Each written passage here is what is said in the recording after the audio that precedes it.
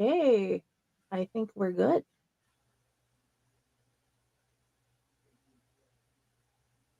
Everyone thinks because you're a zombie, you don't know good coffee. Well, they're wrong. There's only one brew that gets my seal of approval. Deadly Grounds coffee is my guilty pleasure. The aroma is so intoxicating. It brings all of my neighbors out of the woodwork. Deadly Grounds coffee. Coffee to die for and zombie approved. It's good to get a little deadly. Use the front door! Oh, they're so disgusting.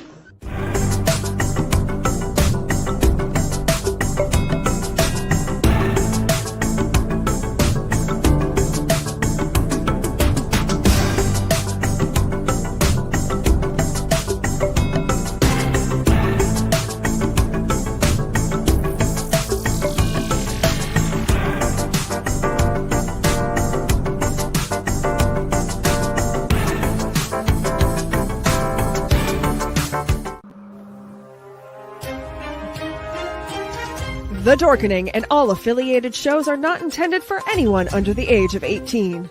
The following may contain discussions or scenes that have adult situations, graphic violence, nudity, strong sexual content, and graphic language.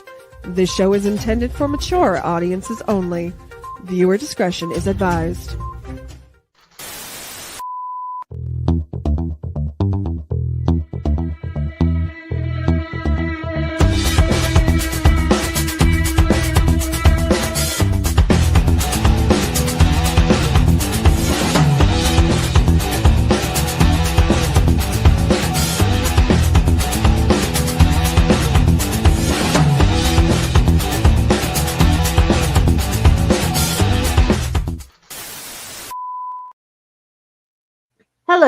Hello, and welcome back to another episode of Unprinted Pages. And this episode, we get to have LD Wosor and Angel Nix and find out about their amazing worlds and what they write. Hello, ladies.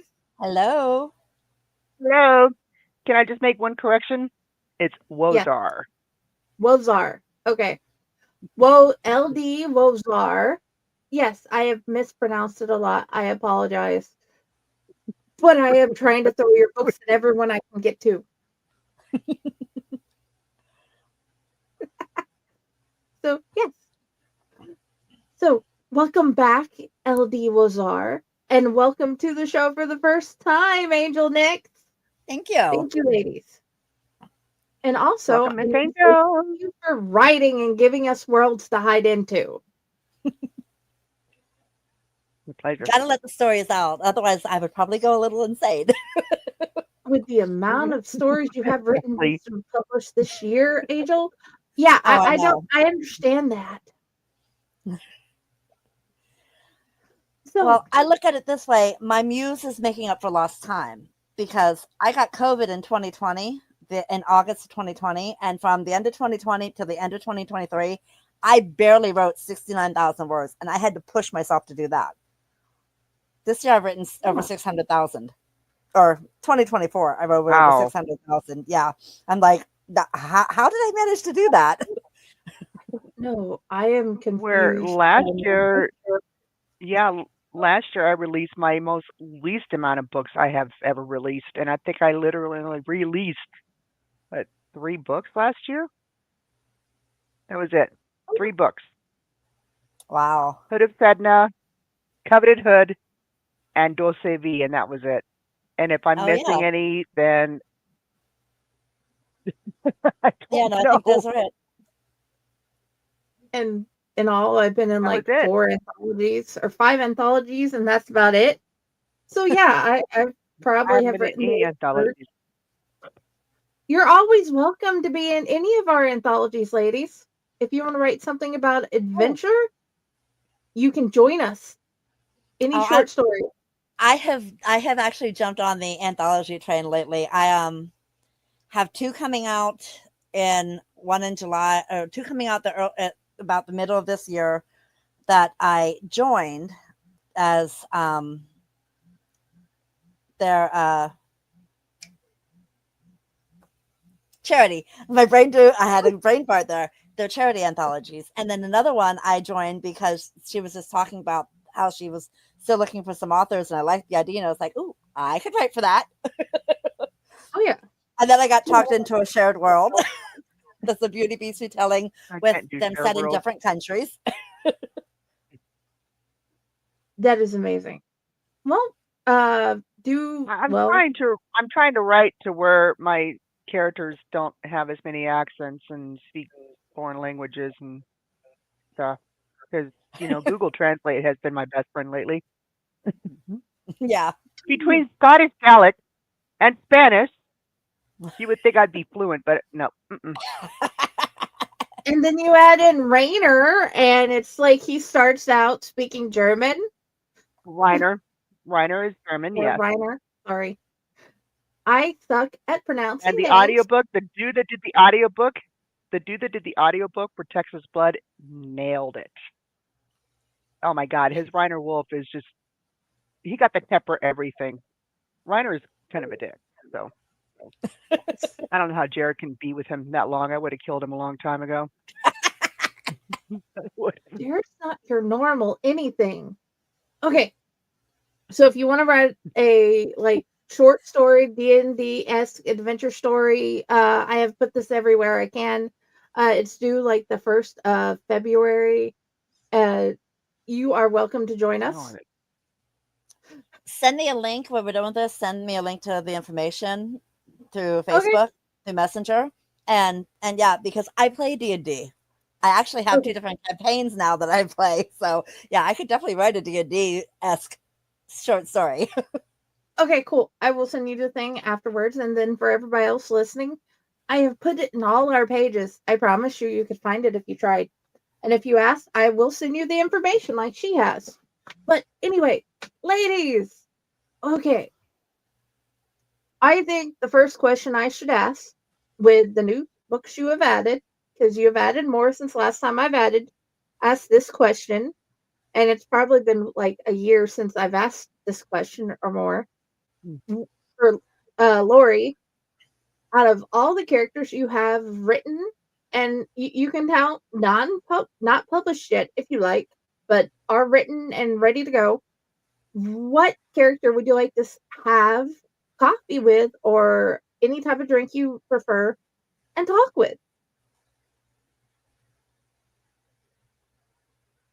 I would say the one I would like to pick his brain to see if he's actually as dumb as he really is, because he's super adorable, and that's my boyfriend, Jared Box. But I'd have a beer with him because that's what he would drink, is beer.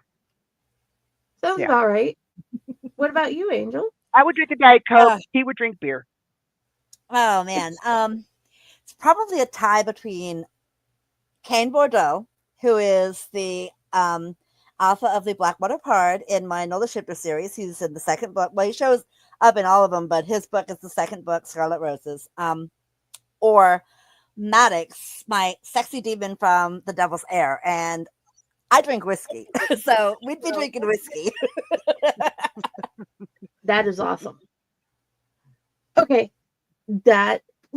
what was your favorite things about writing those characters so far?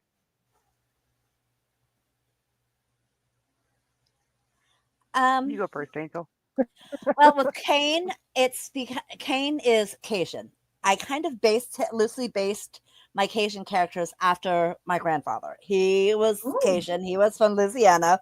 I actually had, if you read the books, you'll discover that my Cajun speakers use Cajun language. They say this, that, them instead of this, that, and them. My editor tried for the first 3 books to get me to change it and make them speak perfect English. I told her, I said, no. My Lala would come back would haunt me from the grave if I was to make my Cajun speaking character speak perfect English. I have had Cajun readers message me and tell me that they love that I kept it true to the way they speak. Authentic, and then with Maddox, I won't lie, Maddox is an asshole at the beginning. I mean, he's really arrogant, but he redeems himself, in my opinion. And I just loved writing a demon. I mean, that book, The Devil's Lair, is about 47,000 words, something like that. And I wrote it in 3 weeks. because the characters would not shut up. Granted, it took a little longer to do like the editing and self-editing and proofreading and all that, but I wrote it in 3 weeks. I have found new reasons to love you more. Thank you. Lori? I think the reason why I love writing Jared so much is because he's so much fun, and I just feel like the sky is the limit with him. You never know what he's thinking, what's going to come out of his mouth. He's all about pop culture, so everything that is added into my books, his favorite band is Bon Jovi, so he's got to mention Bon Jovi. I got little pop culture references that he butchers the crap out of all the time. He doesn't say certain names right, like there is a count that heads the Vampire Council named Count Epoch. He calls him Count Epoxy. He's foul. He doesn't give two shits, but you mess with his progeny, you mess with Reiner, you're messing with the wrong people because he will mess them up. and that's just because Jared is just so much fun. It's like, I've even had editors just like with you and the Cajun. I had editors that are like, this sounds really immature, blah, blah, blah, blah, blah. You might want to change this. I'm like, consider the character. It's Jared Fox, especially when he's calling Tiago Prince of Pee-Pee. She wanted me to change that. I'm like, nope, not changing it. I'm not changing anything that has to do with Jared because that's how he is. Oh, yeah. So if I wrote it like this, it's on purpose. No, seriously, you got to read it to see why I'm laughing, guys. It is lovely. Exactly. We write them a certain way. We write them the way the characters say to write them, and if you change them, then you're changing their voice and the story is not going to flow well. No, and it's not worth it. I'd rather the people you have pleased with them being who they are worth more to those readers. They're going to come back and they're going to know you're going to do their culture justice and do their personalities, because I know there are people like Jared in the world. They're my cousins. I'm not going to tell you which one, but you know who you are and you're a jerk. But that's beside the point. I don't know if he's ever going to watch this, but never mind. Yes. Ladies, okay, one of the biggest questions I keep finding is what has been the hardest what has been the biggest thing to keep you writing through the hardest times?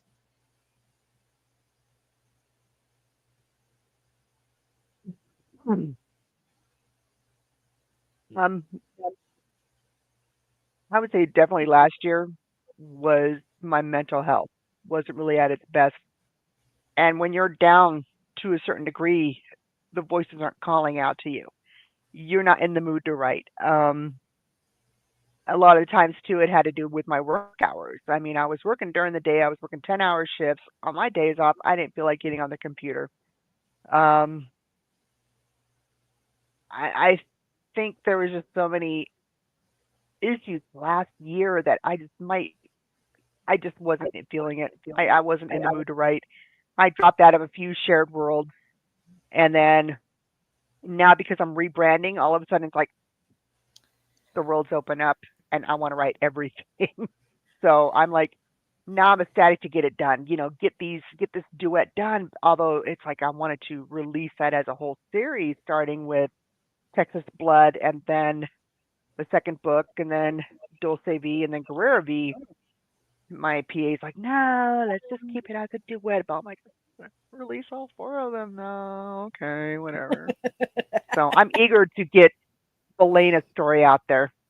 I'm eager for everybody to meet my new wit. I'm eager to finish Stevie Capo.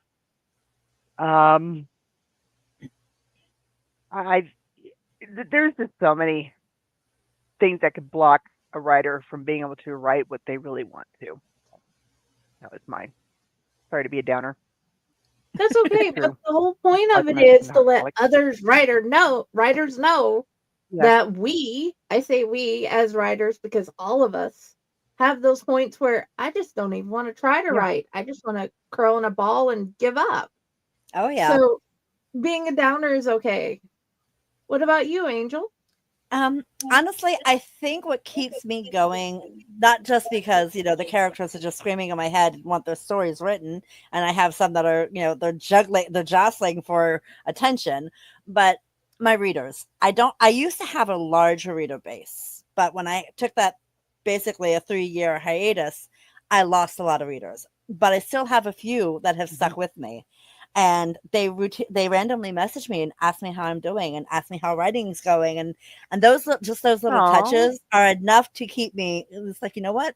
If there's even just one person who still wants to read my books, I'm going to write them for that one person. Yeah, but that's why you've been invited into I want to all give, 3 of our groups Yeah. mhm. because we want And you. I want to give a shout out to that. If it wasn't for Jenny and if it wasn't for Michael Olson, I probably wouldn't be writing still. Yeah, I've noticed that Those two have there are big actually voices in your given me group. that boost.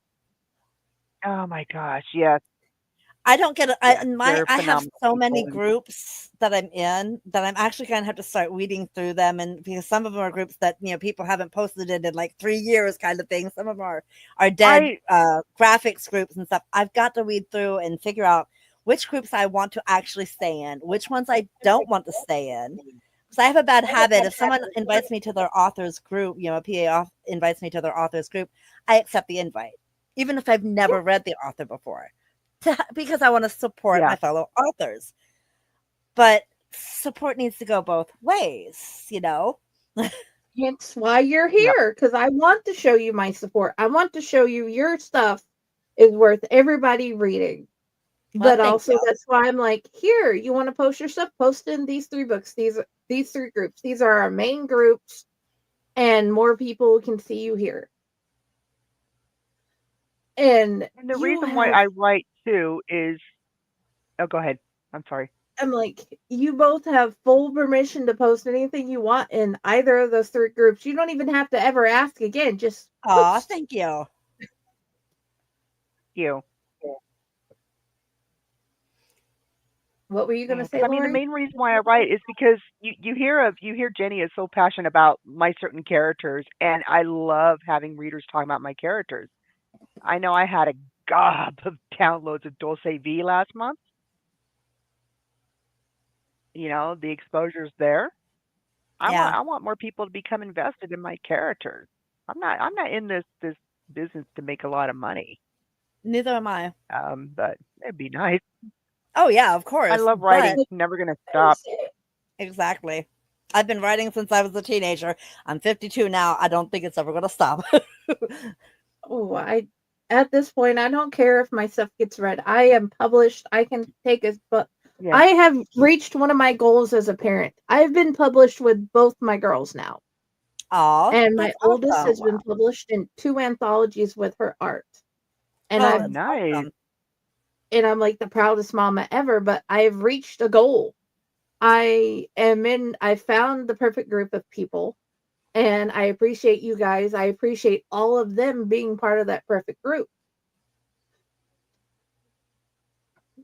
What is the one when you're looking at your stories, is there like a mistake that you always find yourself making as you're writing? Because with me, I keep on like misspelling certain names, and I have to go back and figure out how did I want that to be spelled as to begin with, that sort of thing, or any other mistake. Are there like certain mistakes like that you guys make, or anything you keep finding yourself doing that can be edited out? With me, it's when I'm typing a word that ends in ing. I am forever hitting the space bar instead of the N and having to go back and fix it. It drives me insane. I'm like, why? Why do I keep missing the N? I do that too a lot. So like he's beginning to tell the story, but it doesn't have an ending. That's what she's typing. That's what she's typing. Excuse me, typing, Yep. not typing. Yeah, type it. I gave up and let spell check win on this name, but Mariana. I kept wanting to do one N. Spell check's like, nah, it's got two N's. I'm like, fine, I'll just spell it with that way, whatever. So Mariana now it's And with names, I yeah, actually, because I was yeah, horrible about trying to remember spellings of names. So for all of my books, I actually have like notes, and I take, especially if it's a series, I take notes in the series. And like I have a new pen name, YA pen name, and her first book came out in October. I'm working on the second book. I went into the first book and took out some sections where the main character in the second book was there during conversations, because they've got to match. Can't have the same yeah. scene with completely different conversations. So I had to go through that and yeah, I've got like, I think in that one, I think I have like 6 different notes, and I have it in the timeline where to add that note in. Because I'll forget I everything. wish I did that that with my Nola series. I forgot and had to go back through and read every single, all 7 books to get the oh timelines right no. and I really information right. Yeah. I gave up on timelines because I could screw those up royally. But I really wish that Google Docs would catch the little squiggly over the N on Senior and the little thing over the O's, like on Countess Coty and King Bautista Leon. I have to go back. Special characters, special characters. I'm like, Lori, why do you do this to yourself? Why do you have to be so weird? Why? Why can't you just be That'll normal? be me. That'll be me in the shared world that I just picked up, because my character is a conquistador, because it's set in the 1700s. He was a conquistador, but he's been cursed by a witch because of things that he did, because it's a Beauty and the Beast retelling. Ooh. They're Beauty and Beast retellings, but set in different countries. So you have different beasts. He's a black spotted leopard, or a black spotted jaguar. That's his Okay. beast. Why? That's what he'll look like. And yeah, I'm going to be doing that, Lori, because his last name has the little accent over one of the letters, and I'm going to be like, why did I do that to myself? Why couldn't I pick one You know, that didn't have a uh, funky last name? I had this amazing villain on Guerrera V. I'm like, why couldn't I make a mention of him in Dulce V? Only because in Dulce V, they were mostly in Texas, not so much in Spain. So now that I'm moving to Spain, there's gonna be this villain is it's hard to describe, but like the onion peeling back those layers. I'm like, this guy gets more incredible with each word I write on him. And I would say, Lori, you have just written your favorite villain of all time. Oh, that's awesome. And everybody will get to read him soon. I can't So wait. I'm like super stoked. Super stoked. I mean, I was just it's like when you make a new character, or anytime you write your characters and they bring some kind of excitement, you want to write more. And that's how Oh I feel yeah. about Jared Fox. That's how I feel about, this new villain. And then Jared and Belena's interaction with one another. Like, one of my favorite scenes is it's Halloween. He's telling her about this little dance that he and Reiner do under the moonlight. They get naked and stuff, and then they do the nasty. And she's like, oh, it just reminded me that I have this documentary on how long paint dries, so I'm going to be watching that instead. But thank you for the invite, or something along those lines. So she'd rather not partake in it. But that's just how she is with Jared. It's like they're like brother and sister, but deep down inside, she's always had a thing for him. So they're cute together. I like cute. Yes, they are. They're my- Where is your favorite place that you've written in your story so far that you want to go see? Mine is New Orleans, although I have been there. I was there in 2005 in July, just a month before Katrina blew through and devastated the city. I haven't been back since, and I would love to go back. Maybe one day I'll get to. It's probably why most of my was books are amazing. set in New Orleans. I noticed that. You Nola shifters and stuff. Yeah, a lot of my books are set in New Orleans. Even The Devil's Heir starts out in New Orleans, but ends up in hell. I'm really terrible at writing descriptions of places, but I mean, a lot of my books take place in Washington State only because I was born there. I, was not really raised there because I was a military brat, but I love Washington State. So, I mean, I would love to be able to go up there. And where Sedna took place is on this small island called, it's basically based on Whidbey Island in a town called Coopville. Now, here's one little trivia thing about Coopville. What famous movie about witches was filmed there? Famous movie. Come on, guys. It was filmed in Coopville. I know what you're talking Washington. about, but I'm drawing a blank. It wasn't Practical Magic, was it? Or was it Witches of Eastwick? Yes, it- No, but That's what I was Magic. thinking. Because I'm Practical sure. Magic. Okay. I couldn't remember if it was Witches of Eastwick or Practical Magic, but I knew it was one of them. It's Practical Magic, and I remember we used to, when my father was stationed in Whidbey Island, Washington, we would take trips to Coopville and Fort Casey and go see Mount Vernon. We've gone to Mount Baker. I mean, there were so many things I remember doing as a kid in Washington State, and that's why a lot of my books take place there. Like my Bella Almo saga, a lot of it takes place in Seattle. Some of it takes place in Santa Barbara only because I was stationed in Vandenberg, and we had gone to Santa Barbara a few times. So it's like I try to write about places I know about. There's one place I really don't write about a lot, though. Vegas. Las Vegas, Nevada. I write a lot of Texas. I don't write anything really Northeast because I know nothing about Northeast. I wrote one book that failed. I mean, failed epically. You do demons well. This chick doesn't do demons well at all. My demon books flop heinously. And Flawed Incubus, when I was under Cerise Rose, took place in Chicago.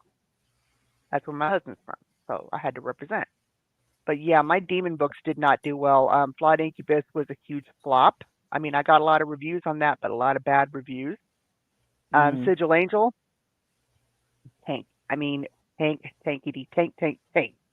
I ended up pulling that one because it did so poorly, and I didn't like the book. You pulled it right as I was trying to order a copy because it was up, and I ordered a copy, and then now my order's just sitting there in hell. I was trying to make literally in hell. Well, there's better books that you can find. Come on, trust me. Yeah, I can recommend better ones that you could read. But one of my favorite books I love that it's like, oh my gosh, this book is about 4 or 5 years old now. But one that is just to me a treasure that I really want to finish writing, this series, Little 15. I have that and have not had the chance to start reading it yet. It's kind of in my list. I've got like over 2,000 books that I still need to read. It's one of my favorite books I've written, and only because it didn't really get a lot of love and attention, didn't get a lot of readers. I just gave up on it and didn't finish the series. So it's like once it finds that life again, with the rebranding, I think it's going to really help. We're going to be reaching a broader audience, and because it is YA, I think the YA books and teen books scare away a lot of readers. Yeah. Because they're thinking, oh, angsty teens, But I mean, this is another one that's got an incredible villain. It was so much fun to write. It's just one book I absolutely freaking love the crap out of. That's the one I want to have, some love on it, is Little 15. Because it is just, I love the book. Absolutely love it. Okay. I will put that on my, have to get done this year playing with. That one, I will never, ever pull. Ever pull. And she also, okay, I did write one demon. Jenny, who's that demon that we all love? What's his name? Say his name. Say his name. Today. Estiel. Name, and I spend a lot of time with that woman. He was actually my lead in Flawed Incubus. Okay. And I do have Flawed Incubus on paperback. Jenny, I will hook you up. Please. And I the have copies of that. Balloon Yes. Stampies. I want all of them. Um, the duck guy. These are all for Jenny. Oh, All for oh Jenny. wow. Oh, it's so pretty in person. They're I busted. want them. So yes. So wild. And so I want dead. them. I love them. I will They never make me change happy. these covers ever. Yeah, no, those are gorgeous covers. Tasha did a phenomenal job with the covers. I love these Yeah. covers so hard. But this is another series, Busted Vamp. If you blink, you missed it. And it's funny, it's the longest book out of the series. Yes. But And it saddens I me love that you Casey took them Bellowermo. down. I didn't realize I did. I'm gonna have to I will work on putting them back up though. I do want to kind of retweak them a little bit. They're still gonna be the same books. I'm not gonna get rid of these covers. These covers are meant to stay Yeah, forever those and ever. covers are sexy. Those are some sexy covers. Yeah. And the Texas Blood cover. When I release the Dulce V and Guerrera V as a one whole book, it's gonna be Caliente Queen, and I'm gonna use the original cover that I had made, which matches Texas Blood, which matches the Bellowermo series. But Neat. yeah, these ones I have set aside for my special girl, Jenny. Yay! Jenny. I can't wait to hold them. I like holding books. They make me happy. Because whenever we get paid this next time, I'm gonna get my first Angel Next book I can hold. So that's I gonna be do. good. Are you talking about paperback or Paperback. Yeah, she's talking about paperback. if you want, I could give you a list of the ones that I have on hand, and you can purchase it directly from me instead of paying Amazon, and then you get it signed. I will happily do that. Because I do You have the one with the cupcake when on I the was living cover? in Connecticut, huh? You have the one with the cupcake on the cover? I do not, but I just got that one set up so I can order it. Okay. Yeah, I can order Karmic Cream. I just got the paperback file and set it up, and it just went live yesterday. So, but that's a pretty cover too. Another one to add to the Jenny pile. This is by Amanda Shepard, and her covers are beautiful too. Yeah. I can't wait to hug them. Dante saw mommy hugging books, so we got him new Spider-Man books. So he just laid there and hugged his Spider-Man book. Oh, that is so And pretty. this one, just like with Dulce V, has the beautiful art in it too.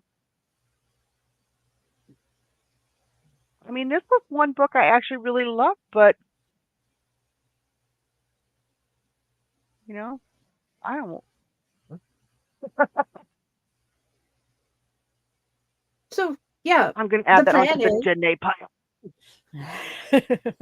to read you guys, continue reading your stories as I have time because I have to do the fake core things and my pleasure reads and all that good junk, which you guys are on the pleasure reads pile because of course. And I'm just gonna throw random quotes that I like and graphics at you too, and if you like them, keep them and use them. But dude, there's like a long list her of questions. graphics are awesome. Love them. Trying not to like go because normally I try to keep the show under a certain time, but okay guys, we need to take a 3-minute break for the sponsors and we shall be right back. Okay.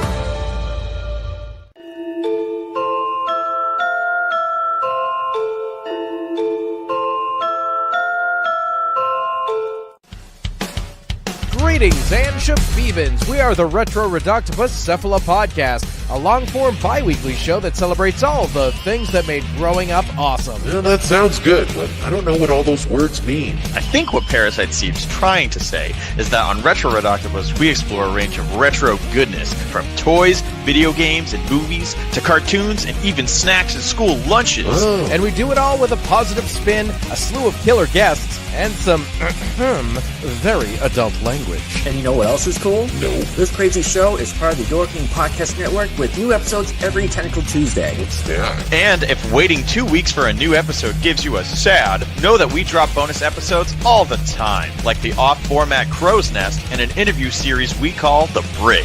You can listen to Retro Octopus on Apple Podcasts, Spotify, Stitcher, or any app that's cool enough to carry the only show that celebrates all the things that make growing up awesome.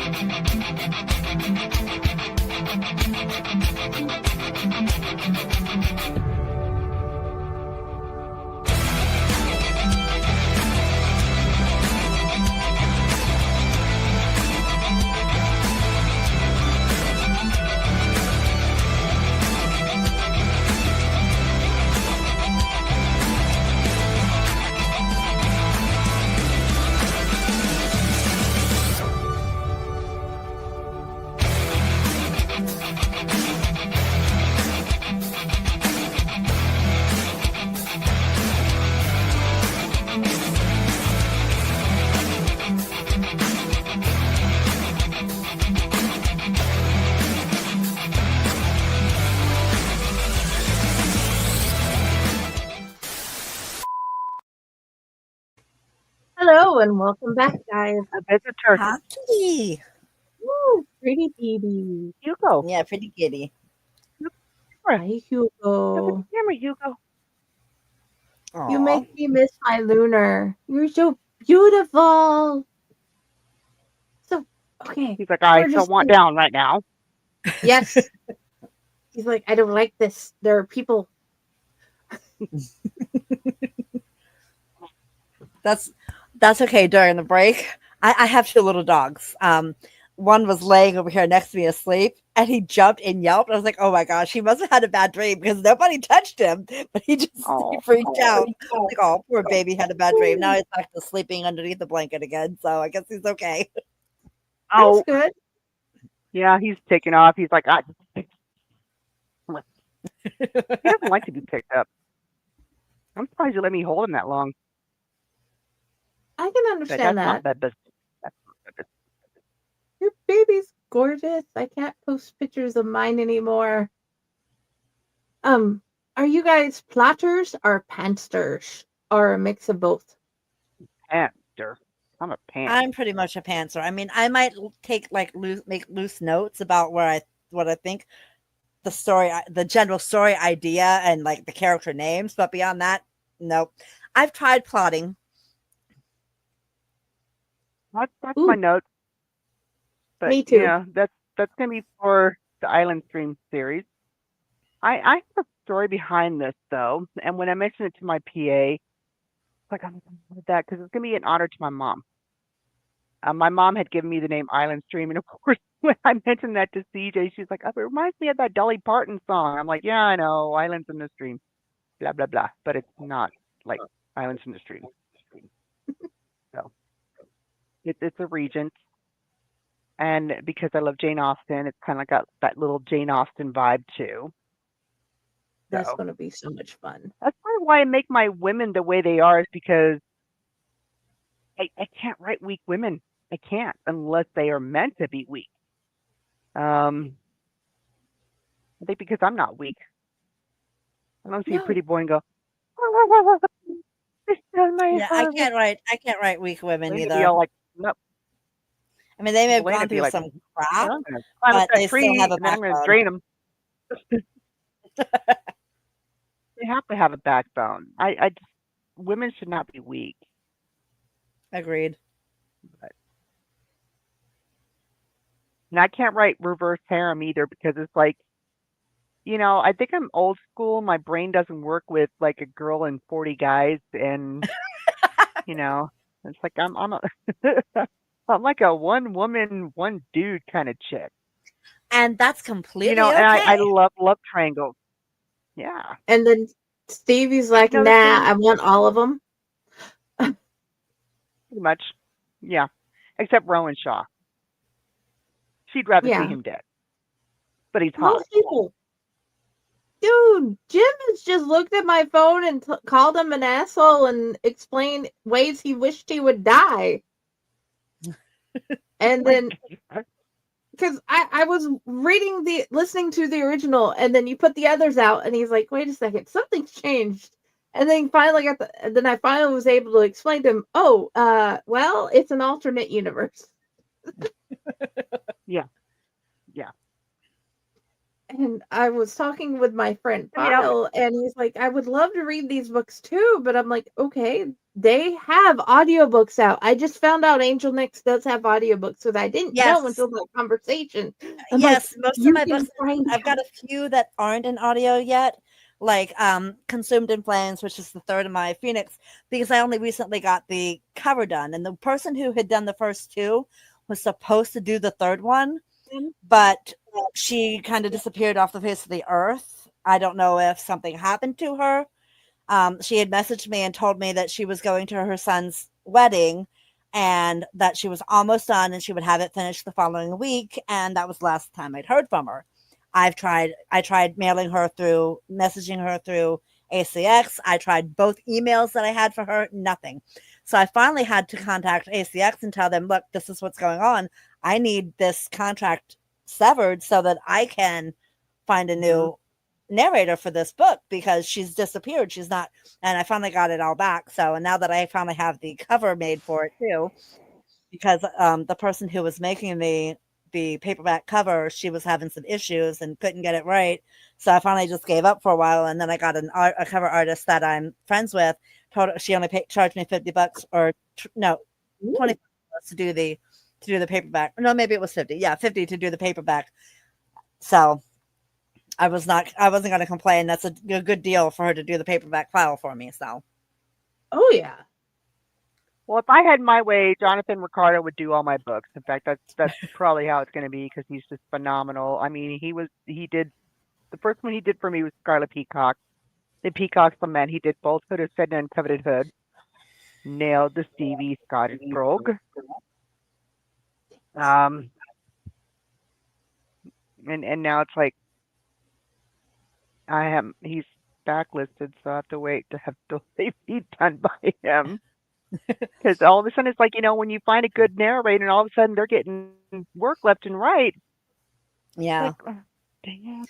That's what happened with my Nola Shifter series. The one who did the first couple books in it, she wasn't able to do the rest of them because she was so backed up. She was like, she's like, it might be 2 years before I can get to the next book. And I'm like, she's like, that's just not feasible for it. And yeah, so I found someone else. And the only reason I went with her, she kind of misses a little bit on some of the words, especially like nailing the occasions properly. But when she sent her audition for Trailing Moonflowers, I loved the attitude that she gave the main female character, Mia. She just nailed her personality perfectly. And I was like, that's it. So, because she asked me, she's like, so why did you choose me? I said, you nailed Mia. You nailed her personality and her attitude. I'm okay with you maybe missing a little bit on some of the cadences in the Cajun speech. You nailed her personality. That's important to me because she wasn't a flat character, and she read her as a character full of life and spit. She's a spitfire. So. Oh, yeah. And that's like one of my favorite things, reading the books well, for me, I like to read and then listen. And then you guys I'm in the kitchen cooking and your worlds are around me, except for like certain scenes where I like pause or skip because tiny people. Yeah. Yeah, exactly. In my book. I mean, because I really wanted the guy, T.J. Smith, who narrated Texas Blood, to do Busted Vamp or, and Fierce Vamp for me. Yeah, sorry, I don't do females. Like, good, dude. And you got Reiner and you nailed Jared. It's like, okay, fine. But here, Jonathan can do the female. He could do the male. I mean, he could do the accents. He's just so phenomenal. It's like, I'm not going to hire him. If I have to wait, I have to wait. Yeah, Oh, I wish I had the money He's one to of the best hire I've found. someone out because all of my He's- books are and stuck at that's why ACX for 7 years. So, but yeah, once I get well, the I rights wish there back was to them, some that I I could will. take down. Yeah, once I get the rights back to them, hopefully I'll have the money to hire and have them redone. We'll see. Because, like an idiot, I I mean, I didn't had save Hood of files. Sedna. So, Yeah. Well, because I had rewritten Hood of Sedna and Coveted Hood from the time that Aaron Smith narrated the original one. But it's just like Jonathan blew me. I mean, just blew it out of the water. yeah. I was just embarrassed listening to Hood of Sedna because it was just a convoluted, disconnected, inconsistent piece of crap. So I had to go through and fix it. And it's like, I was just embarrassed to listen to that audiobook, to be honest with you. So, and that was not on Jonathan. That was on me and the Yeah. editing. And that's why it's like now, since Could Have Said Now, I go through every one of my books with fine-tooth comb. Dulce V, I was editing, re-editing, editing, re-editing. I had my editor on it. Even after C went through it, I was still going through it and checking it. I'm like, I'm not taking any chances in putting out a piss poor book. Yeah. But I do have to say, I got a 2-star rating from somebody on Goodreads on Dulce V. I wasn't very wow. happy. If you're going to give me 2 stars, explain why. Yeah. That Just would don't be leave good. me hanging. And I've But noticed though a unfortunately- lot of people will do like a 1-star and won't leave a review. It's because what they're Yeah. doing is they're bookmarking it for themselves to read later instead of just adding it to their TBR list on Goodreads. It's like Okay. that messes with the rating, and a lot of readers don't know that really messes with the rating when they do that.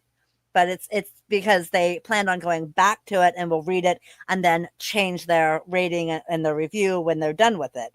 But yeah, it's annoying when they do stuff like that. Oh. Well, one thing I noticed about this reader is that the reader doesn't leave reviews. He leaves ratings, and he's in Finland. I'm like, I didn't know my book was selling in Finland. Oh, wow. Okay, that's cool. Dude, Yeah. I found out that we have stuff in countries I didn't even expect it to be in. We have books in Korea, and I'm like, people in Korea are reading our books? Mm-hmm. Awesome. Some though. I just thought it was like UK, US, Canada. Yeah, because No, those are the there main is- Germany? stores. Dude, there's Yeah. a public library in Korea that has a couple of our books. And That's I'm like, awesome. I didn't know that would happen, but oh wow. And I'm like, I'm in an anthology in Korea. I'm also one of these idiots. I'll walk through Barnes & Noble to see if any of my books are. I'm like, wait a minute. I have to actually be selling them through Barnes & Noble. Dumbass. Well, Mine- if you were to go through like Yeah. Ingram Spark, then you would have a chance of your books being in Barnes and Noble. But through Amazon, that. they usually won't end up in bookstores. Libraries, yes, or even drafted digital libraries. But to get your books in the brick and mortar stores, most of the time you have to go through Ingram Spark. And they're great for ebooks because it's free, but if it's a paperback, it costs you on top Yeah, of they're- buying your I ISBN. probably I don't know. I just know that they charge a fee. They charge a fee for you to put your books there, and that's where all the bookstores use. They use the Ingram Spark catalog to order books. Oh, wow. Yeah. So I was like, well, first of all, I'd have to be able to buy the ISBN, and I don't have the money to buy ISBNs at the moment, so I guess I'm not going into the brick and mortar No. stores. You can And I didn't have any be- luck going wide, so you can be in Barnes and Nobles without having to be on Ingram Spark, but also Ingram Spark will fight you over your book cover for no reason at all. Yeah. Barnes and Noble, you can actually go into Barnes and Noble and actually, True. do it through them, which I was going to do. So I give a lot of my money to Barnes and Noble. I give a lot of my money to Amazon. So, Yeah. Yeah. let me see my book. That's It's why you right. people are on my Kindle. All I asked for. Technically, you guys live in my pocket, and I got one of these because it's like reading like one of those trade paperbacks from like the 90s. So yeah, Neat. you guys live in my pocket.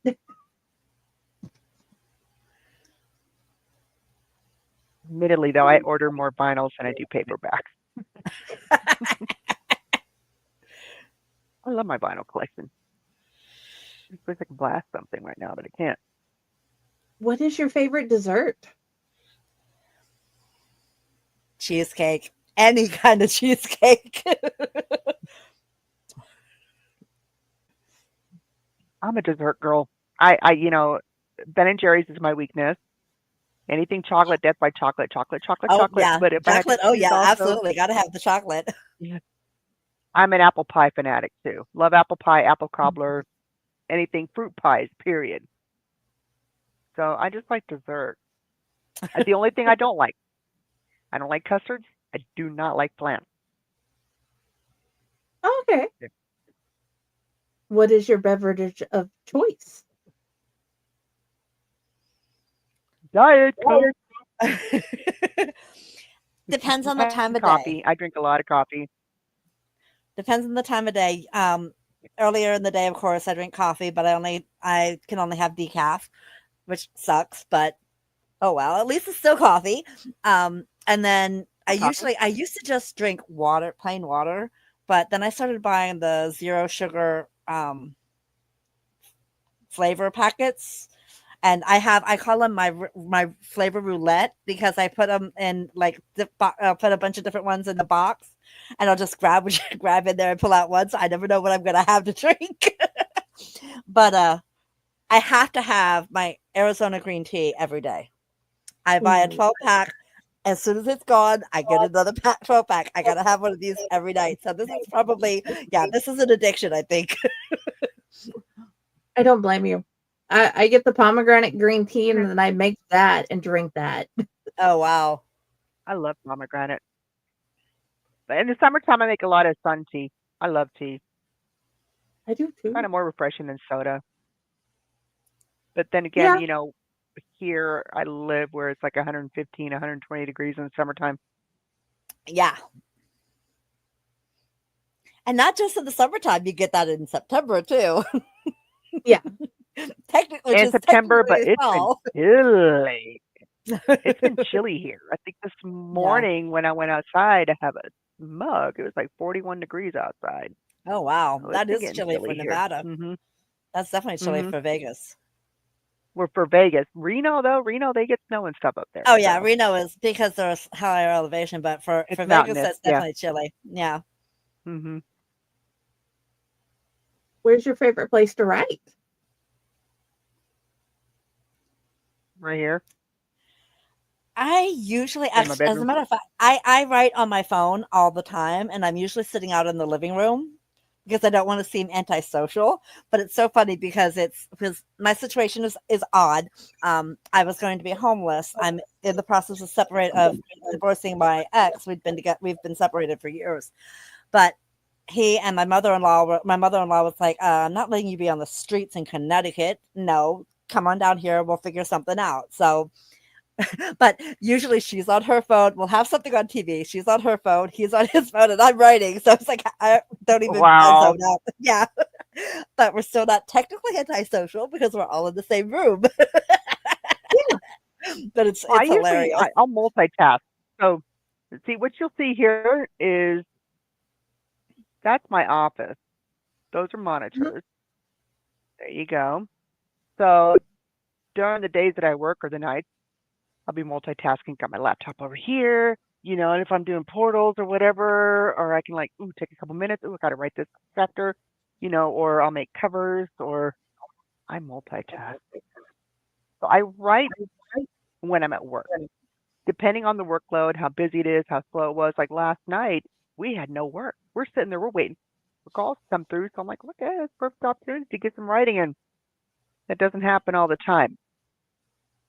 On my days off, it's like I don't want to turn on my laptop. I don't want to do anything. I just want to binge watch whatever my show of the week, which right now is Vampire Diaries again. I've never actually watched that. I think I've watched maybe 3 episodes of that. I've watched the originals, but I've never watched the Vampire. I'm like, I should probably watch the Vampire Diaries one of these days. I never watched the originals, and I love Klaus and Elijah, so I need to watch that one for sure. Yeah, I love the originals. I've actually watched that multiple times. I actually watched a really, really good movie yesterday called Late Night with the Devil. If you guys get a chance. So it's basically, it takes place in the 70s. He's almost like, he's competing with Johnny Carson. And he has this doctor and this young lady who's possessed by the devil on the show. And the movie, it's like a real slow burn. And you're just building up to that moment. And like the last half an hour or so, everything gets just crazy. And the movie was really good. So if you guys get a chance, watch Late Night with the Devil. I have to check it out. It's on Hulu, I think. Yeah. Oh, it's awesome. a new movie. So it's like some of my favorite movies last year were just like the Oogie Boogie kind of like horror movies. Wicked was my favorite movie ever last year. But The Substance, phenomenal. Nosferatu, phenomenal. So it's like a lot of the movies that I watched last year were not like big blockbusters that were my favorites, but the new Nosferatu, holy cow. Beautiful movie. And me being a fan of vampires, I wasn't going to pass this one up. Yeah, my mother-in-law and I want to go see that. We had considered going this past weekend, but too many things came up and we weren't able to. So it is so freaking phenomenal. But The Substance will surprise you. And I actually just watched it out of curiosity because I had heard and read so much about Demi Moore's performance in it. But that movie was just like, it was glued. I couldn't pause it. I couldn't stop watching it. It was so damn good. So. Why have they made it so hard to find a picture of her in just the outfit? I looked on so many different places. I could not just find the picture you wanted. That's right. I could not find that leather outfit she was wearing. All I was able to find was the screenshot that I took when I was watching the movie of her shoes. Yeah. Peter. Could not find that leather outfit that Margaret Qualley wore on The Substance. Because I was like, oh my God, I so picture Elena wearing this. That would be amazing. That little mama, instead of wearing like some kind of ball gown during her coronation, she's going to be wearing black leather and stilettos. She's a badass vampire. Hi. Oh, thank you, sir. Say hi to everybody, Peter. He said hi, everybody. That's my son. Peter is awesome. The last interview, he sat down and joined us. Oh, he actually did. Come here, Peter. Jenny remembers you. Come here, show them your epic beard. That is my awesome. Son. Mine's He's not going to be here much longer, though. He's moving out? He is actually going to be moving to San Antonio with my youngest son, his twin brother. Okay. So, may he have all the blessings. It's me. He will. He's going to love San Antonio. I'll be visiting that in September. Do you ever like to go out to places and write? Like coffee shops in the middle of the wilderness? I never have. But I mean, I can't say that because I mean, when I go to like doctor's appointments that I'm waiting to be called, I'll half the time be sitting there writing, or if I'm, somewhere else where I'm waiting for my ride to get done with what they're doing, I'll write. So yeah, I guess I do write out when I'm not at home sometimes too. because I write on my phone, and people are like, "How in the world can you write on your phone?" I've just gotten used to it. I can't. It's easy. Dude, you can run multiple businesses off your phone and it's Yep. easy. Everything I do, almost everything but this is done on my phone. It really sucked when I had to get a new cord and I couldn't do this. Oh. But either way, where is the one place that you are scared to take your strongest characters?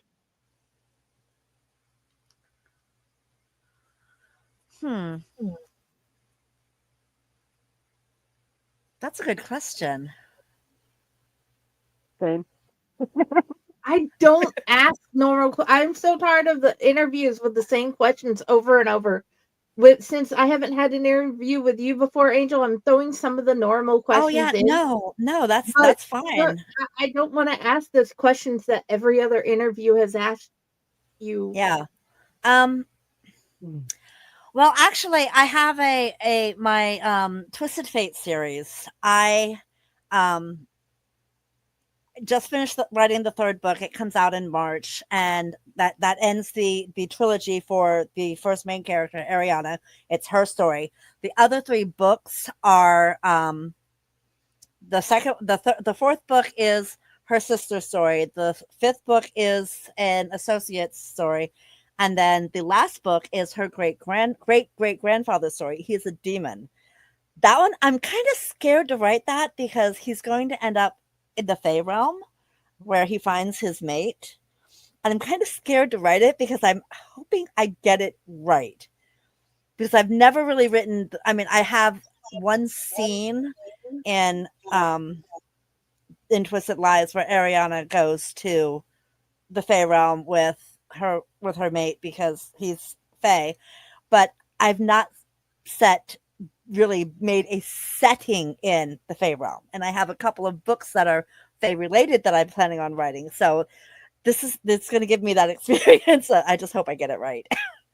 The cool part about that is you can take Going out of your comfort zone or a notebook and just start writing notes about how you want it to be and like the rules and what it is. You can go ahead and pre-plan and then write there.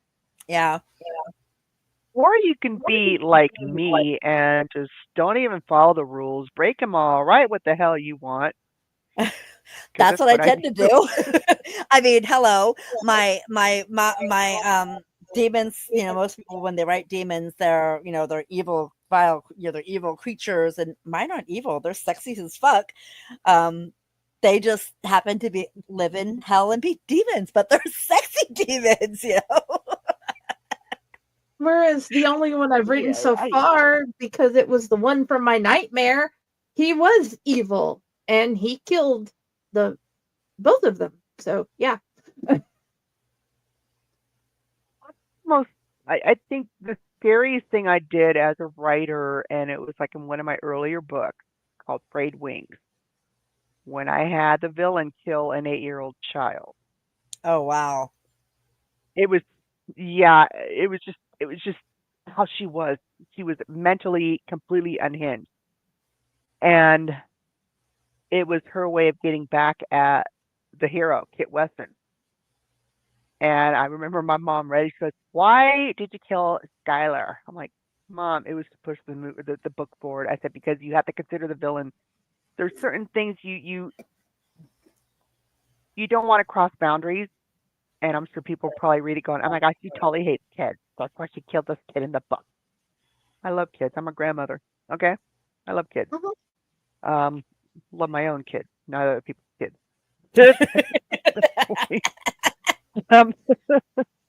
I think so. I probably won't do that again because it took a lot out of me to write that chapter, but it was just something that needed to get done because that's how the villain was. She was basically, her mind was just not there by the time Frayed Wings rolled around. And what's really, really cool, and I don't know, did you listen to Crooked Halo and White Angel? Jenny, Not yet, but I have them did you listen to those available. audiobooks? They're here. I Get the don't ones have with them yet. I Justin keep Mills. re-listening to Stevie. Well, I recommend you get Crooked Halo and White Angel and Frayed Wings narrated by Justin Mills, because what's really interesting is Sophie Wilson is not so much on Crooked Halo, but she does come on White Angel and Frayed Wings, and you can hear that arc. And he's got her sounding like a little bit normal in White Angel.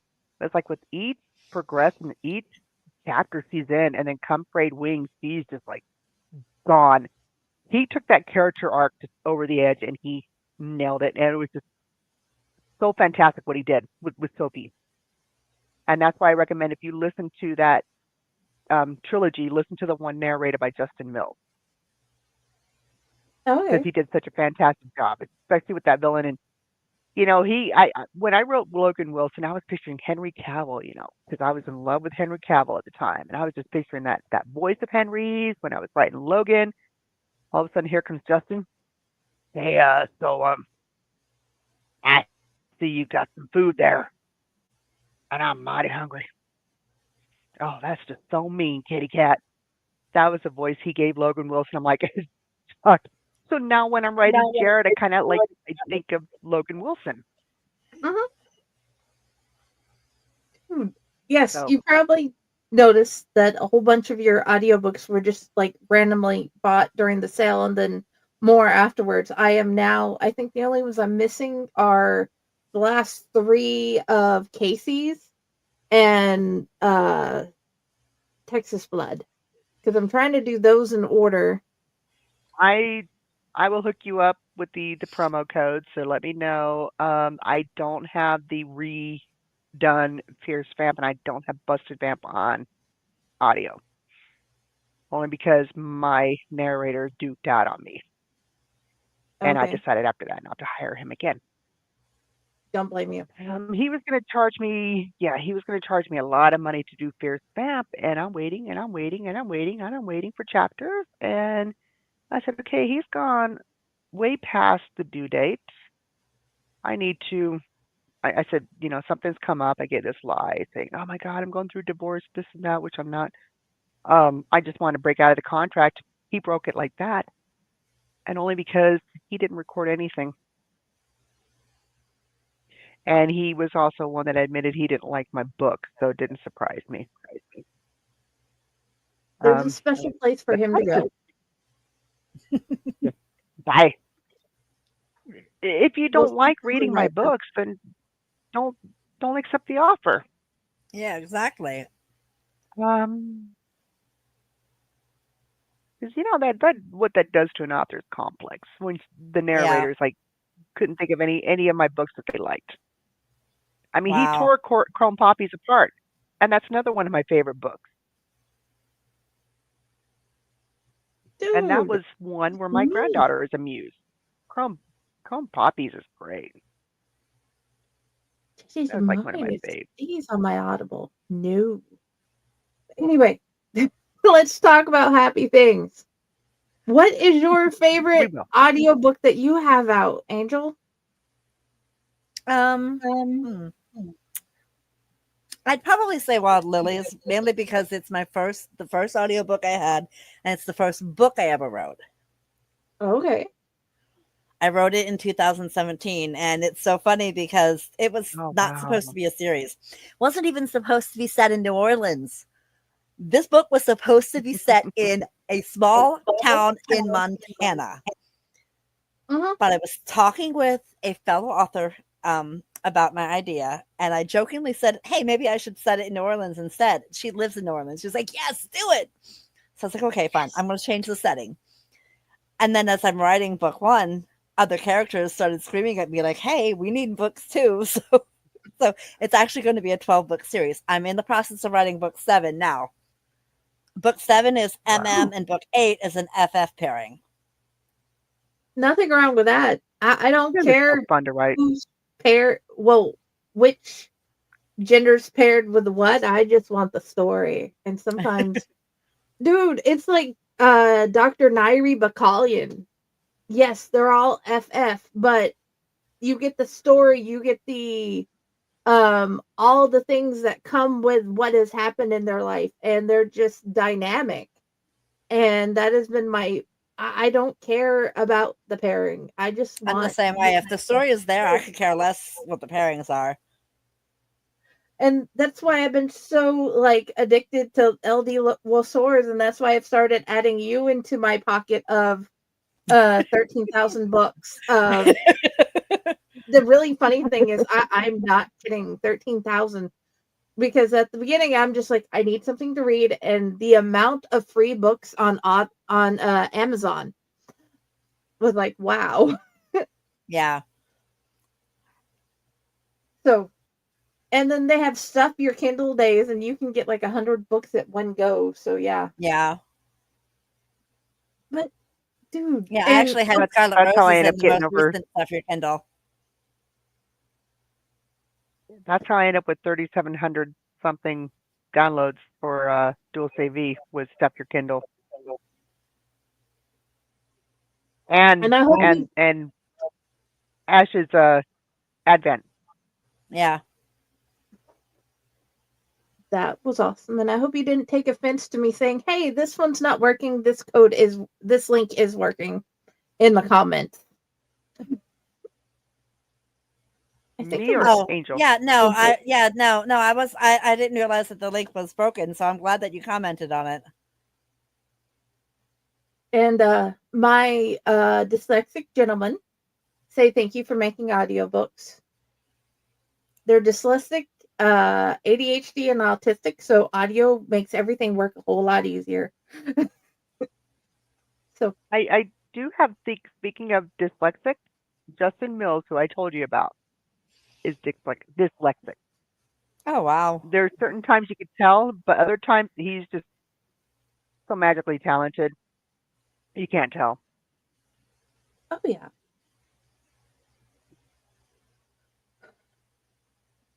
What is there a lesson that you didn't realize that you've added in your books, like a life lesson that one of the characters have went through that you want others to see and learn from?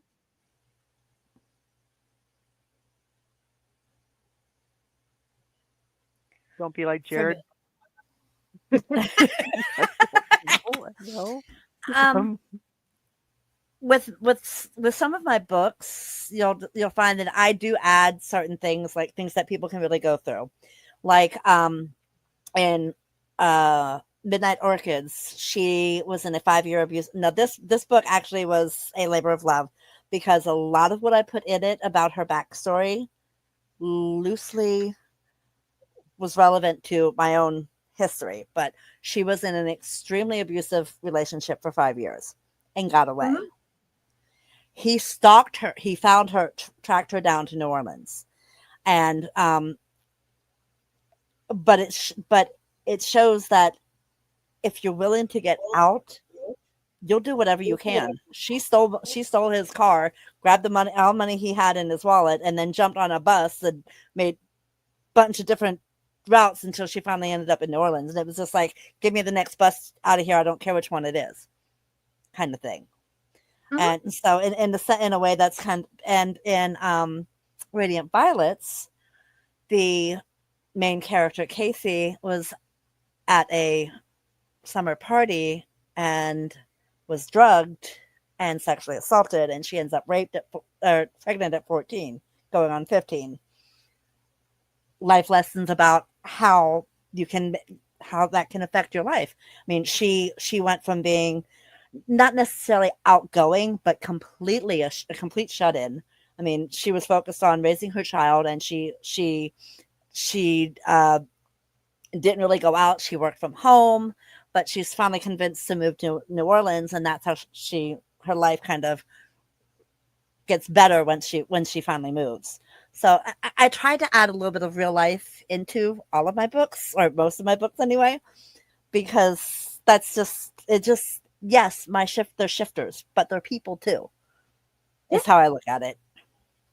But there's still strength to learn from it. Ways to learn that, hey, this happened to me. I can do the same thing this character has done. Exactly. Um, sorry, I'm trying to bounce back from these different ideas that you've given me. Now, definitely I want to read this, but I know I need to finish this other thing I'm reading. But anyway, I was gonna say I don't uh, think I write life lessons in my books that I know of. I really don't put a lot of myself into my books, 'cause then you guys be bored stiff. I don't. Well, you make your characters, you make your female characters strong. So in a sense, that is a life lesson. It shows that you don't have to be a Hmm. weak. no, You Right. don't have to let men walk all over you. You can stand on your own 2 feet without the support of a man because, I am woman, hear me roar. Exactly.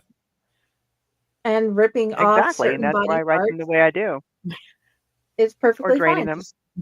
Just castrating Exactly. them, ripping off things, it'll be fine.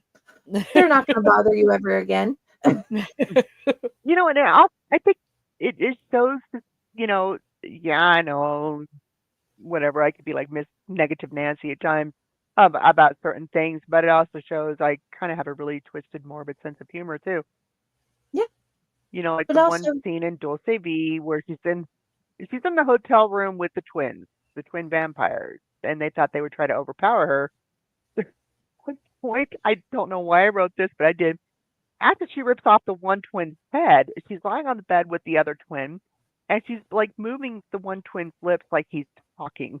It's been, Oh my God. I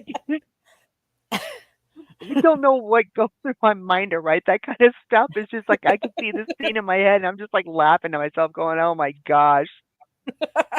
And certain things I'll write that Jared says, and I these characters crack me up. It's like, okay, you know what?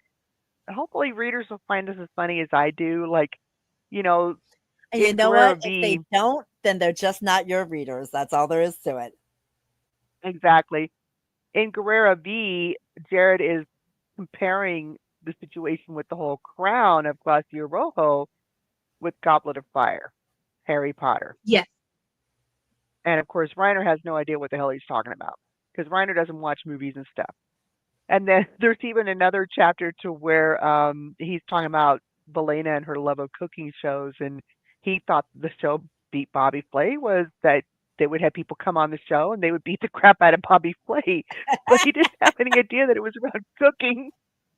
It was Oh my this gosh. stupid shit I had. Well, because it's not the character. Two things. I'm like, okay, I watch too A, much TV. no, I like how many you watch, how much you watch. And them trying to, it's like the thing where they're trying to teach her how to be a lady with the movies.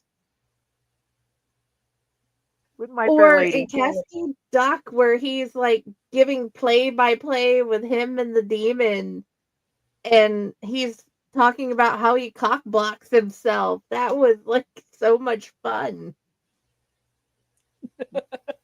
Which book was that?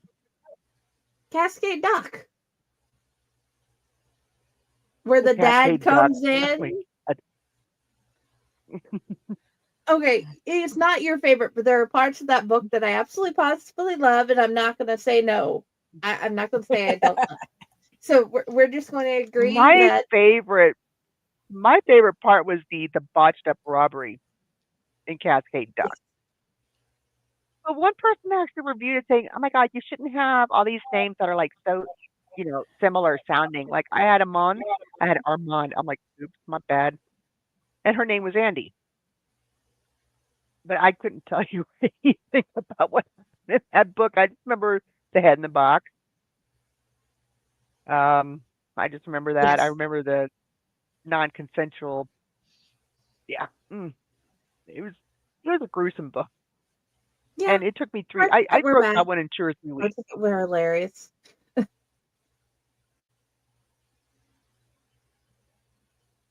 But I'm like, Cassie Duck could have been better, but a lot of people actually did like it. I'm like, I was really surprised because one of my favorite books. You were asking favorite audiobooks. I never really said Yeah. which my Oh, I favorite haven't got to audiobook that yet. was. That was the next book. The next two questions were, what is your favorite book that you've written so far? And whether or not it's not your favorite, what is the one book that you wish people would read more with your whole catalog? My whole catalog? Both of you. That's The for entire Billowoma Vampy saga. I love Casey. People need to read Casey. My favorite book, I have to honestly say, that I wrote, and I'm probably not alone in this, Scarlet Peak is one of my favorites I've written. I love Scarlet Peacock. That I was love one of my that book. favorites. For me, That was one The of my Devil's faves, Heir. and that's Devil's Lair. The Devil's Heir is my favorite book I've written. Mainly, partly because yes, it only took me only took 3 weeks to write it because the characters wouldn't shut up. But Kaya was just so freaking fun to write because I mean she's like, excuse me, but I don't like him. No, Dad, I'm not going to be betrothed to him. Screw you. Takes off her signet ring, throws it, and disappears in a cloud of smoke. You know, I mean, she was, yeah. I loved writing her. That was awesome. I think what really made me love Scarlet Peacock more was Countess Yvette Cote. She was so much fun and such a bit, right? Yes. But yeah, that's definitely one of my favorites. My favorite audiobook, I have to say, is Game Over, done by Callan David. You know, it's a short little story. It's more for young adults. Oh yeah. But when I told her, there's this one character named oh my God, what is his sister's name? I completely forgot her name. What the hell?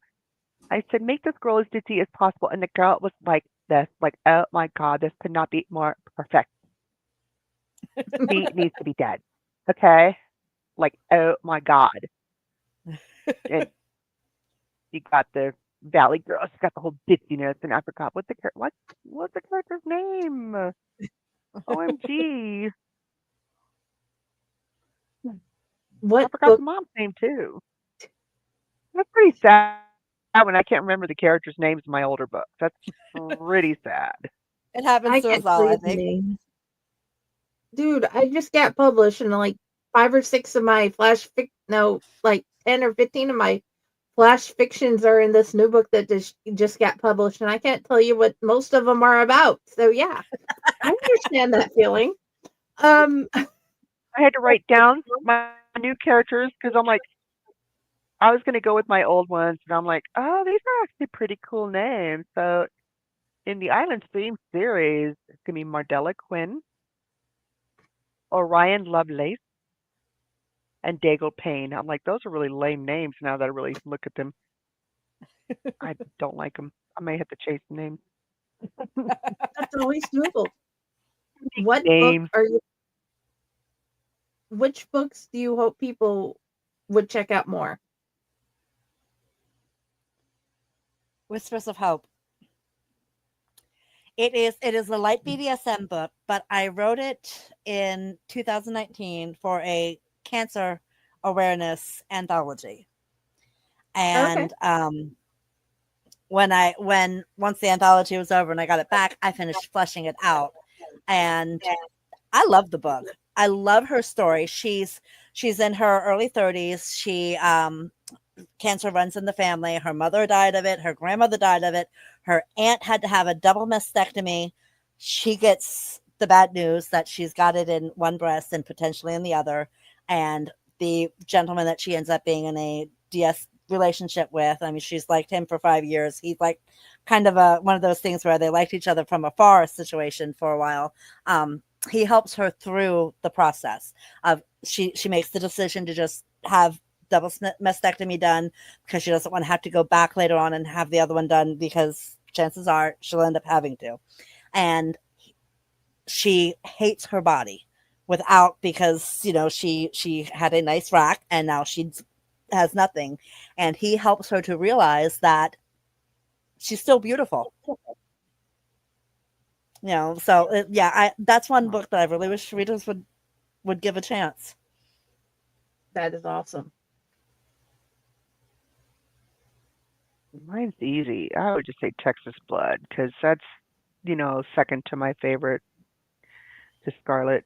I wrote Texas Blood for an anthology, and after the anthology was done, I, fleshed it out like what you did with yours, Angel, and it's like I, every time I hear the audiobook or I read the book or just the book makes me chuckle. And this was actually the first introduction to Jared Fox, and I don't know, I love Texas Blood. And it was also actually my first MM and only MM right now that I had written, which I thought was going to be a challenge, but it was actually kind of a fun book to write. I just had That to is have awesome. some help with the certain scenes 'cause I don't Yeah. like those. Okay, ladies. We are nearing the end of the show. I've got 4 more questions. They're Okay. really easy to answer. Where is where do you want people to find you? Angel? I am on Amazon. I'm on Barnes & Noble, Kobo, Apple, Smashwords, and Eden Books. Eden Books is an indie-owned online bookstore for romance authors. It's edenbooks.com. You can find a lot of the taboo authors who have been banned from all the other platforms. That's where they've ended up, is Eden Books, because Robin Crawford is amazing. She saw the need and decided this is what she wanted to do. She has struggled. There are some, she's admitted that there have been times where she's just wanted to give up because it's taken longer for things to take off than she had hoped. But there are so many authors on there that she doesn't want to do that to them. She's like, no, I'm going to persevere. And I just got all of my books uploaded to them. I kept saying, I'm going to do it. I'm going to do it. Well, I finally got them all done. So I'm kind of everywhere. Okay, awesome. What about you, Lori? I'm Amazon exclusive right now. I am working on rebranding, so I will have the website up soon, very, very soon. My newsletter should be going out very, very soon. So as soon as I get the green light on both of those, I will be sharing links with everybody. But Okay. but I'm Amazon exclusive right now, and Audible. Well, Audible is Yeah. Amazon. Yeah, and Audible as well, but yeah. Yeah. What is your favorite ice cream? Strawberry cheesecake. Actually, for me, it's a tie between that and mint chocolate chip, but I love strawberry cheesecake ice cream. Cheesecake for her, period. Yeah. I found Yep, a new anything favorite. It's cheesecake. actually yeah, it's by Haagen-Dazs, but it's a coffee brownie chocolate thing with Oh, coffee and wow. brownie, and it's Oh, wow, so that good. sounds delicious. That's my new favorite. It's really good. Really good. I'm gonna have to Come on, try it. best of both worlds. I'm Coffee going to and have to check chocolate. it Come out. on. Yeah, I'm going to have to check it out. Yes. Next time I go to the store, I'm going to have to see if they have it. Like, I'm going to look, Haagen-Dazs, coffee and chocolate. Okay, mine. Haagen-Dazs. Exactly. Yes. New plan. I think that's what it is. What is your favorite author? I want it now.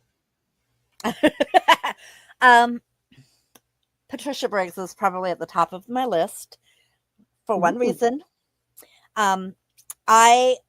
I used to write fan fiction for years, and then I stopped writing. I lost the desire to write anything. I had no creativity whatsoever.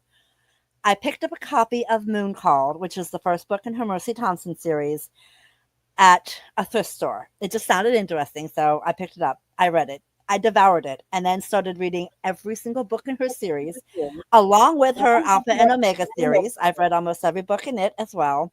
And I started writing fan fiction based in the Mercy Thompson world. And one day I went, you know what? I want my own kick-ass characters like Mercy Thompson. Screw writing just fan fiction. And that was how I actually started that's how Wild Lilies got its beginning, because I wanted my own heroines that didn't take shit from people. That is awesome. What about you, Lori? Favorite author? I would say favorite author, James Patterson. You would think I would write crime drama, but no. No, I love James Patterson. Anything James. That is Nora awesome. Roberts, Stephen King. It depends on my mood. Stephanie Meyer, yes. Twilight is a guilty pleasure for me. Nothing wrong with that. Nope. They are also on here. I actually got a whole book set for Mother's Day last year. That had like all 7 books. Speaking about Twilight, mentioning Twilight, this actually reminds me of something that happened in the car last week. We were driving, and my ex said something about Washington, and my mother-in-law says that's where all the vampires live. Because it's so overcast all the time that they don't have to worry about sparkling. I cracked up. Oh, my Lanta. I was like, okay, my vampires. That's why all the vampires live in. Yeah, I was like, so that's why all the vampires live in Washington, because they don't want to sparkle. Okay, last question, and then we should probably go. Can zombies climb? Mine can. Well, technically, my YA pen name's zombies can. I've got a zombie apocalypse story that I'm working on for her. Please tell us the name of this YA. I know. It's Mina Raines, Raines. Mina Raines? Mina Raines. Her first book is Savage Pursuit, and it's a NOLA shifter. It's a NOLA series. I was challenged 3 years ago to write a YA shifter series set in New Orleans, because a reader was going to pick up one of my NOLA books for her daughter, who was a teenager. And I was like, if she's under 18, you don't want that. It's like, my books are spicy. So she was like, darn it, because she really loved shifter stuff. So she challenged me, and I finally got around to accepting the challenge and wrote it. So, but yeah, Mina has her zombie book is When the World Ends. That's the title of it, When the World Ends. Okay, awesome. Lori? Oh. And zombie time. Okay, now the zombies on the Mummy were able to climb and jump on buildings, like the zombies on The Walking Dead couldn't. So it depends on the perspective of whoever's writing whatever story, is whether or not they can. Just like, can vampires climb? Can vampires jump up high? Vampires can do whatever the hell you want vampires to do. Same with zombies. What about your headcanon? So, I mean, if there were zombies in any of your worlds, would you allow them to climb? Well, hell yeah. Because you want to give your heroes a challenge. Honestly. Exactly. Yeah. So I want to point out something that's had something to do with zombies, but it's just like weird things that we will actually research. Like, I had to look on how fast a turbine engine on an airplane goes, because it's actually going to be used as a weapon in Guerrero V. That is awesome. I can't wait. There's no zombies in Guerrero V, though. But then again, you might have just given me an idea. I'm not sure yet. That's entirely possible. I'll take whatever I get, and then my kid will use it to do math. I think the next one I really want to venture down is, I have not written werewolves. That will be So fun. I'm thinking Nora or Della Skye may have to do a werewolf book, because I'm thinking Western werewolves, Damn Nirvana, vampires. Dude. Yes. That would be awesome. Okay, guys. Thank you all for coming. Bye. Thank you for having me. Thank you.